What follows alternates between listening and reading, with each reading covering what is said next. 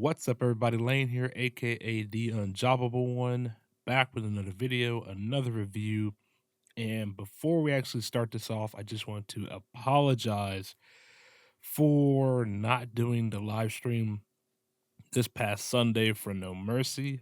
I was in the hospital, as you can see here, and I uh, I tweeted out that I wasn't going to do the live stream. I felt really bad that I wasn't able to do it. Um, I felt like I let you guys down a bit. Um, it was a whole big thing. At the end of the day, after 7 hours of being at the hospital, it was just for them to tell me that I'm normal, that everything's fine. I mean, it is what it is. So yeah, I'm just gonna make do with what it is. Still don't feel too well. Um, yeah, I'm not gonna get into the details of what exactly happened or anything. Uh, but basically they just said that I am normal, nothing's wrong, and yeah. So for any of those of you who may be concerned, please don't be. Um, that's my job to worry about you guys. I'll be fine, like I always am. I've broken a lot of bones, been through a lot of things. I'm still here, still living, still kicking. So, yeah, with all that being said, guys, I do apologize and I will try to do live streams more often. Maybe I'll even live stream during Smackdowns now. So, as I'm recording this, it is Tuesday. It is 10 in the morning and yeah, hopefully I am going to get this video out later on today. Probably about I don't know, maybe around 1 or 2. And yeah, I don't know. Maybe I'll do a live stream tonight for SmackDown. Sort of to make up for not doing SmackDown's pay-per-view. I don't know. I'll probably do it. If I don't, then I apologize again. But then again, this is not a for sure thing like No Mercy was. No Mercy was going to be a for sure thing. I had it all set up and planned, and then, shit just hit the fan. So, yeah, maybe I'll do it. Maybe I won't. It'll just depend on how the rest of today goes, basically. Still trying to rest a little bit. That's about as much as they told me to do is to rest up. Don't do anything too stressful or any heavy activity or anything. So taking it easy. But without too much blabbering away, let's just go ahead and get through this raw review. I'm sure I don't sound too appealing. I probably sound really down right now, but it's just because I still don't feel that well. So let's just get right into it though.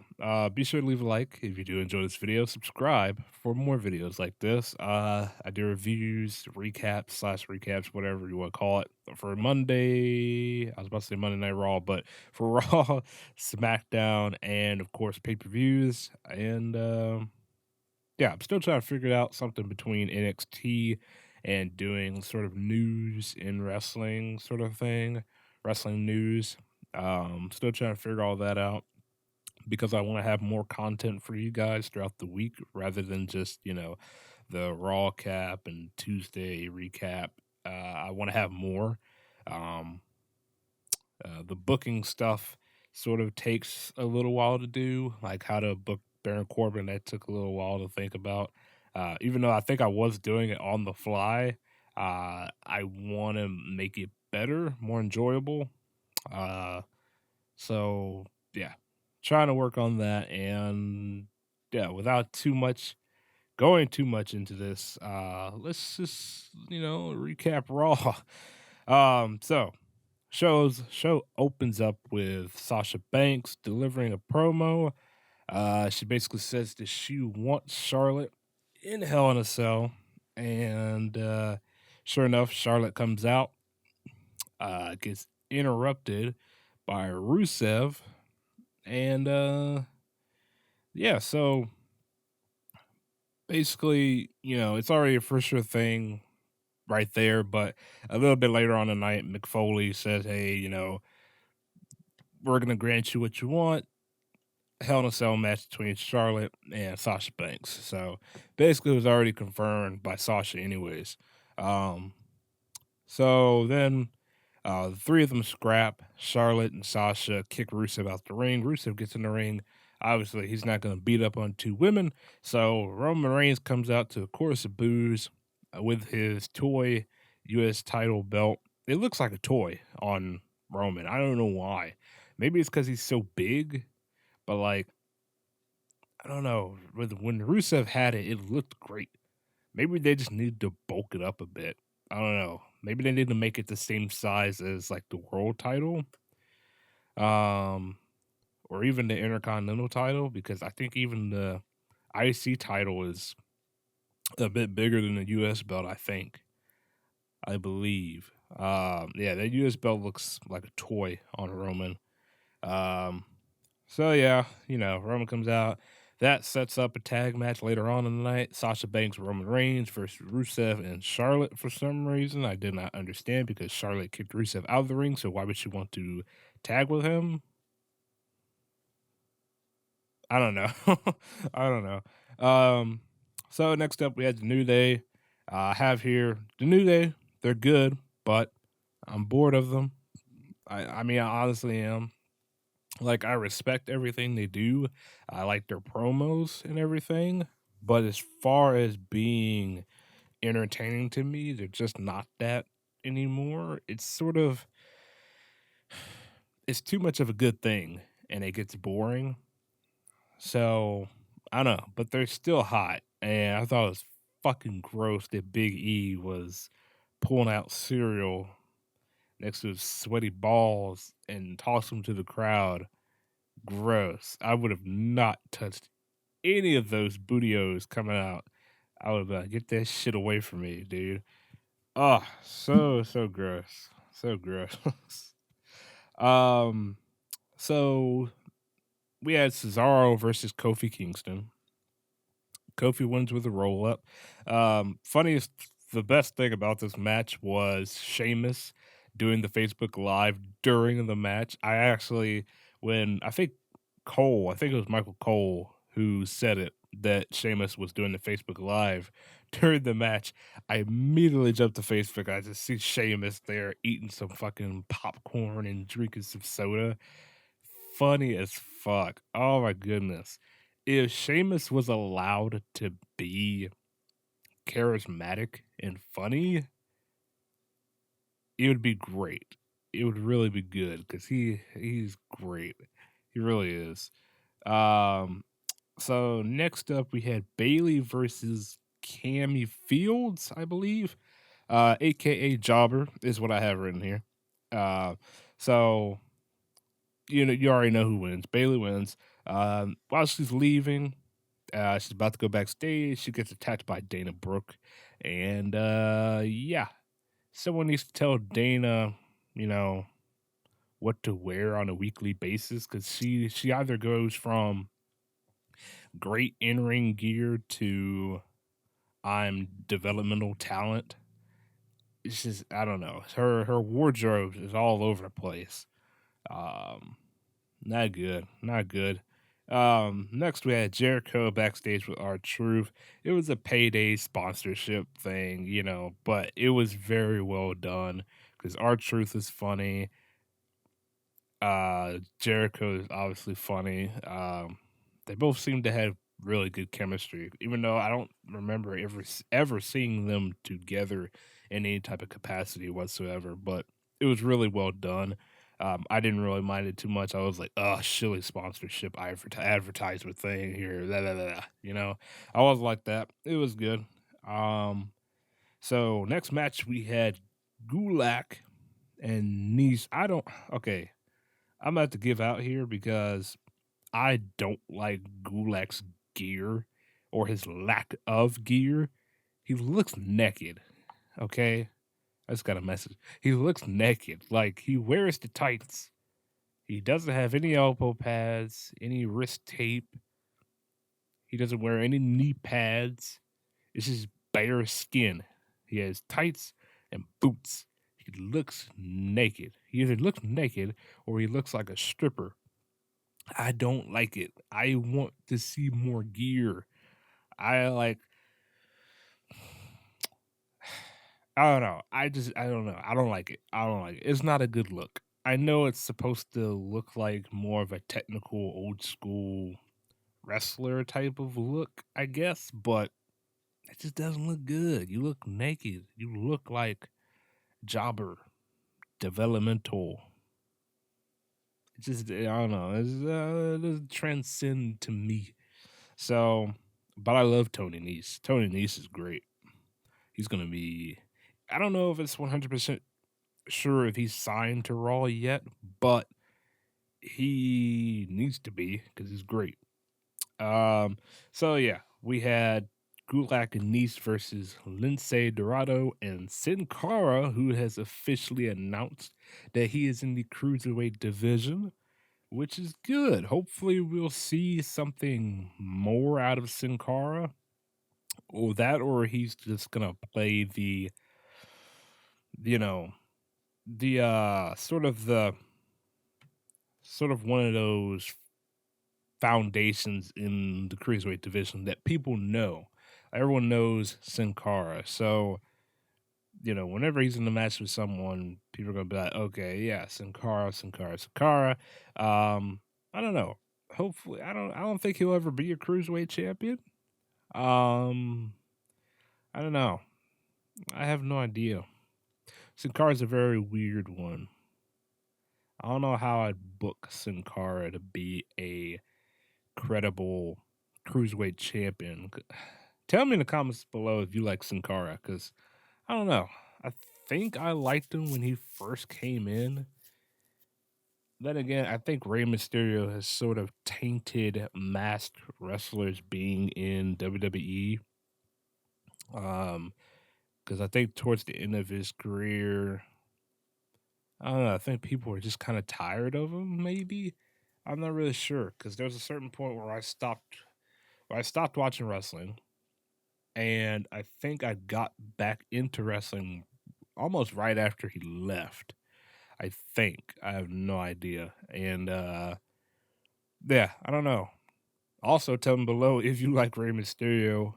I like Rey Mysterio. I saw him in Lucha Underground against Prince Puma, which was a phenomenal match. Rey, I don't know. It feels like they told Rey, like WWE told Rey, okay, you can't do all this stuff. You can't do this, you can't do that. But it seemed like in Lucha Underground, he did a lot more. I'm sitting there getting messages and shit. It seemed like he did a lot more.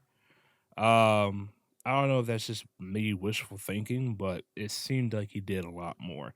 Uh, but I'm getting off track here. Lince Dorado didn't really do too much in this match. The best thing about it was the shooting star press, um, or the 7 year sin. I believe that's what Billy Kidman called it when he was in Raven's flock. I believe it was the 7 year sin. I believe. Um, so yeah, um, good stuff. Yeah, I put Gulag looks so weird. Faces went over, or what I assume are the faces, Sin Cara and Lince Dorado. Next up, we have Mick Foley and Steph addressing Kevin Owens and Chris Jericho. Well, actually, no, they didn't. No, my bad.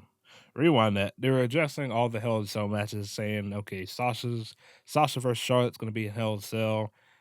Seth Rollins versus Kevin Owens going to be Hell in a Cell. And that's when Kevin Owens and Chris Jericho came out. And things got a little bit interesting here. Stephanie says that Chris Jericho, if he beats Seth Rollins, he'll be inserted into the match at Hell in a Cell. So it'll be a triple threat match for the Universal title, which I thought would have been great. I would have loved that. Um, you know what? Spoilers, because the end of the show, the main event, Seth Rollins did beat Chris Jericho, but for some reason, I have a feeling because there's, let's see, what, 2 or 3 weeks left until Hell in a Cell. I have a feeling that they're gonna try to put Jericho either in the Hell in a Cell or tease Jericho splitting from Kevin Owens, which they already did sort of tonight. Um, I don't know, man. I don't know. Will they give Jericho one last run with the title? I could see it. I really could see it. Because I think he's held every title.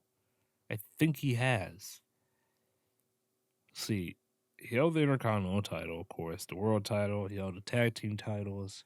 The only title I'm not sure of is the U.S. title. If he did win the U.S. title, it's probably off of Eddie. I don't know. Trying to think about it. Yeah, I don't know.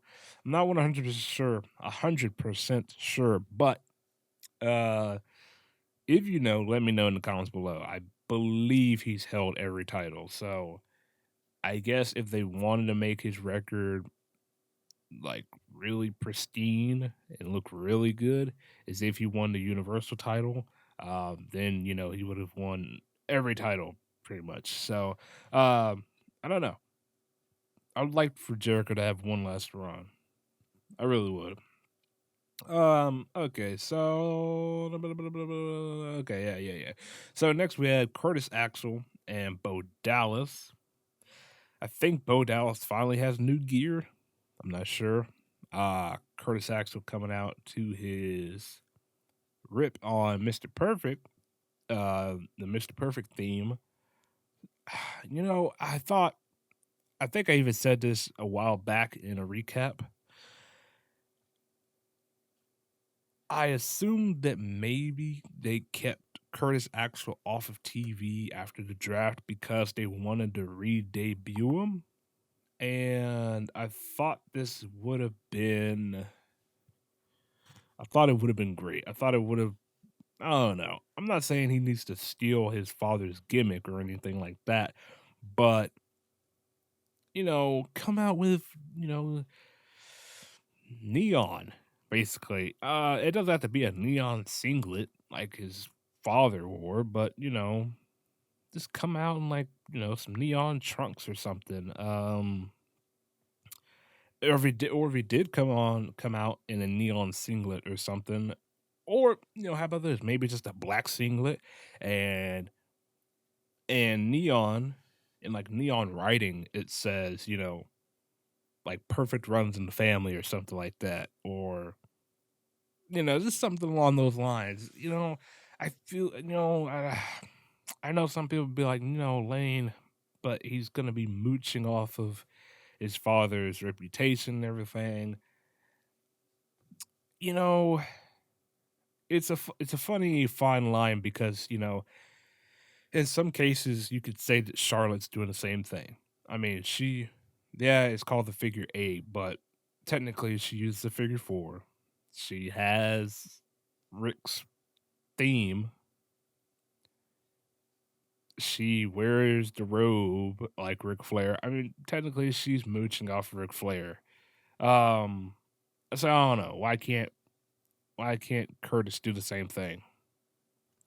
I don't know. I don't know. I want everyone to do well. But I guess if he has a job, hey, great. He's got a job, he's making money. So can't really complain there. Anyways, we had Curtis Axel and Bo Dallas versus Enzo and Cass. Match never happens. Enzo and Cass get attacked by Gallows and Anderson. And then Curtis Axel demands a match after the whole beat up and everything. And Sami Zayn and Neville come out. Yeah. So it was very interesting because Curtis Axel was in there the whole time. He just got the shit beat out of him. And Bo Dallas was there and he looked, I don't know, he looked kind of peeved, a little pissed off maybe. I don't know. Maybe this sets up interesting dynamic between Bo Dallas and Curtis Axel. I don't know. No one gives a shit about Curtis Axel or Bo Dallas. The crowd was just chanting what after everything Curtis Axel was saying. So I don't know. I feel bad for him. Uh I feel like WWE really squandered his career basically. So next we had R-Truth versus Title O'Neil. Titus O'Neil. R-Truth wins. Yeah. I think it's funny that Titus O'Neil is this whole the brand thing. It's so fucking funny. It's so funny. Um it's so good. Next we had Brian Kendrick and TJ Perkins backstage. And yeah, it's a little interesting. It gave more for TJ Perkins to do because Brian Kendrick is so good. I'll go about it during the match where he's commentating, but yeah, he's so good. TJ Perkins, did I say Perkins? Perkins. I can't talk because I don't feel well, so my words aren't coming out so well. I'm sorry. TJ Perkins, he started talking about how, Brian Kendrick was driving him to wrestling matches and stuff back in the day, how he couldn't afford an N64 or whatever it was. Good stuff, good stuff. Um, and actually had like probably the funniest thing of the fucking night. Well, Jericho's always the funniest during the night, but this was probably second. We had Braun Strowman versus Steven and Clay Splash. What the fuck names are those? Oh my goodness. I have here two very unlucky jobbers. And also I put two horrible gimmicks from the early 90s. These guys looked straight from the early 90s. Like they would have been talking shit to Hulk Hogan and Macho during the day, or back in the day, excuse me. Oh my goodness. What were they wearing? If that's what they wear on regular shows, that is horrible. Oh my goodness. It was so fucking funny. It was so good. After the match, Braun gets on the mic, basically says the same thing he did, I think, last week, demanding some real competition. And there's been rumors, again, just rumors, and I hope this isn't true because this would kill his fucking heat and his run. Rumors are that Samoa Joe is supposed to come up when he's brought up. He's supposed to go against Braun Strowman. The problem with this is neither guy can afford to lose that match. They've been building Braun Strowman as a beast, as a monster. If he gets put away by Samoa Joe, that immediately kills his heat. Um, and vice versa. Having Samoa Joe be brought up and he immediately gets killed by Braun Strowman would kill his heat. So I don't want to see this. I would love to see it maybe 8 months to a year down the line, but I don't want to see these two mix it up. Because I don't know who would possibly win or what. I don't know what scenario they could do because both need to be protected. So I don't know. I hope that doesn't happen, but I don't know. It's looking like that might happen. I don't know.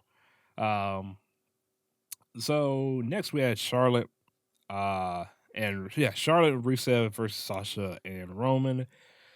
Fun match. Fun match. It ended with pretty cool spot. I thought Sasha Banks had the bank statement on Charlotte, and Roman jumped over them to deliver a spear to Rusev. I thought it was really good. It was really good. Everyone popped big for that. It just goes to show that when Roman does cool things and he's not talking, he can get over. It's so weird because especially that SummerSlam when he was beating the shit out of Rusev when the match didn't even start whatsoever. And he was brought to the back, and people were booing.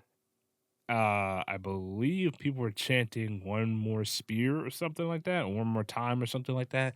And he immediately ran out and speared him. Everyone popped big for that. I mean, I don't know. I don't know. Roman is a whole nother, whole nother story. Sorry, I'm tired. It's, like I said, it's 10 in the morning. I don't know. I don't know. So next we had Jericho and Owens backstage with Tom Phillips. Always funny, always great stuff between these three. I honestly think Tom really loves working with Jericho and Kevin Owens.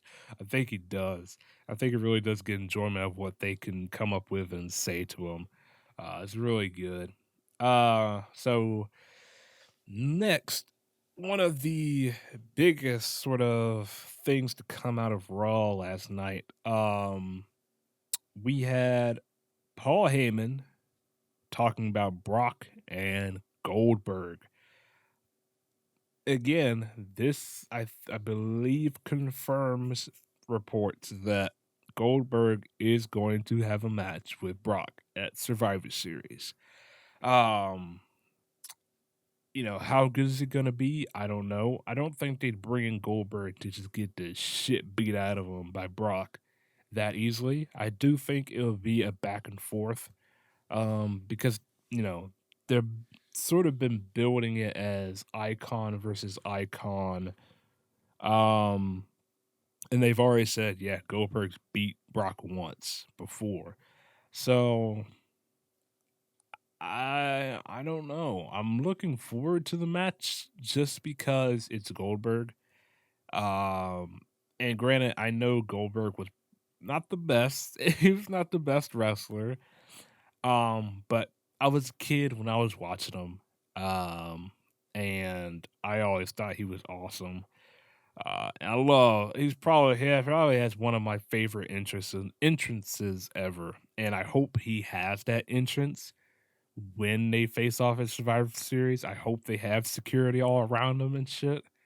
Oh, that'd be so amazing. It'd be so amazing.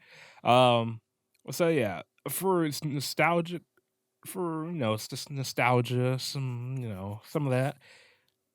I love it. I want to see it for nostalgia. I just want to see, Goldberg come out and have his Goldberg tights on, the black tights with the white trim around them. Uh, sparkler entrance. I want to see all that. I want to see all that. Um, so yeah, and so it's confirmed that Goldberg will be on Raw next week. So really hyped for that. It's gonna be huge. It's gonna be huge. I think if there's anything that can probably boost the ratings a little bit, it might be this. Um, so I don't know. I would expect that next week's Raw, the ratings will be a lot better. Um, so yeah, good stuff. Good stuff. So next we had TJ Perkins versus I think Arya Davari. I believe that's his first name. With Brian Kendrick on commentary. Yeah, Brian Kendrick is so awesome. It's mesmerizing to hear him speak on commentary because when a lot of these wrestlers get on commentary, it just sounds very tunnel vision. It's just not tunnel vision. That is what I'm looking for. It sounds very narrow, straightforward, But with Brian Kendrick, it's sort of mystique.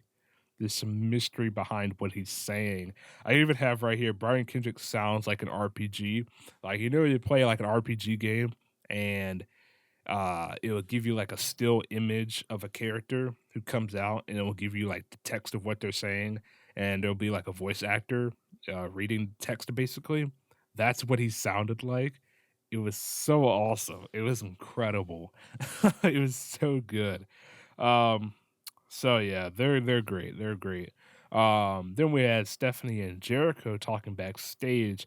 Um, The only key thing to note is once Stephanie left, Kevin Owens came into frame and he said, "What's that about?" Jericho said, "Friendship," and tapped him on the shoulder, but he tapped him on the Universal title, which was on his shoulder.